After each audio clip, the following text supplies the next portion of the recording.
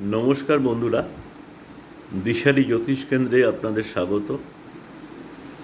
আজকে আমি আলোচনা করব যে শনির মহাদশা যাদের ওপরে যাচ্ছে তাদের নিয়ে। ধরুন কোনো ব্যক্তির ওপরে শনির মহাদশা যাচ্ছে,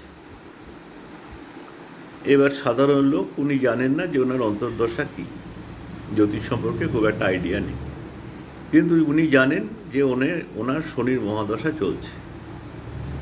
তাহলে সবার শনির মহাদশা কি একই রকম যাবে? তো উত্তর হলো না।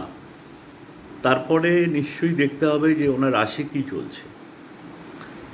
দেখা গেল যে ওনার রাশির ওপরে শনির সাড়ে সাতি বা ঢাইয়া চলছে।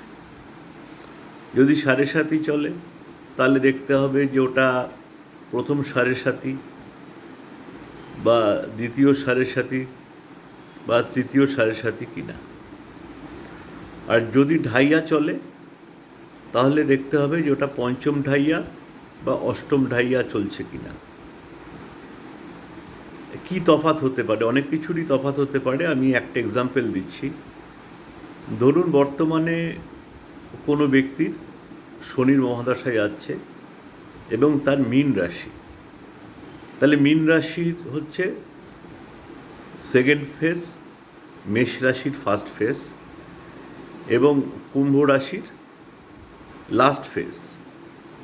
তাহলে যে ব্যক্তির শনির মহাদশা চলছে এবং মেষ রাশির ব্যক্তি, তাহলে তার কিন্তু এই শনির মহাদশার ফার্স্ট ফেজে অ্যাক্সিডেন্টের যোগ থাকবে।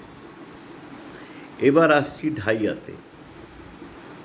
তো এবার ঢাইয়াতে কিন্তু আপনার বর্তমানে ধনুরাশির পঞ্চম ঢাইয়া চলছে এবং সিংহ রাশির অষ্টম ঢাইয়া চলছে।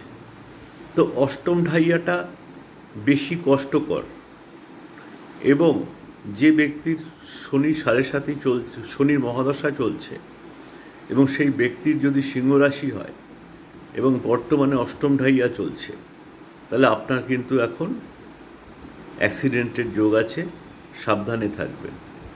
কাজেই কিন্তু যাদের শনির মহাদশা চলছে সবার কিন্তু একরকমের অভিজ্ঞতা হবে না। তো মোটাভাবে আমি এইভাবেই বলে দিলাম যে দেখে নেবেন যে শনির মহাদশার সঙ্গে আপনার রাশির ওপরে কোনো রকম শনির সাড়ে সাতি চলছে কিনা, শনির ঢাইয়া চলছে কিনা, এবং এখানেই কিন্তু একটা তফাৎ এনে দেয়।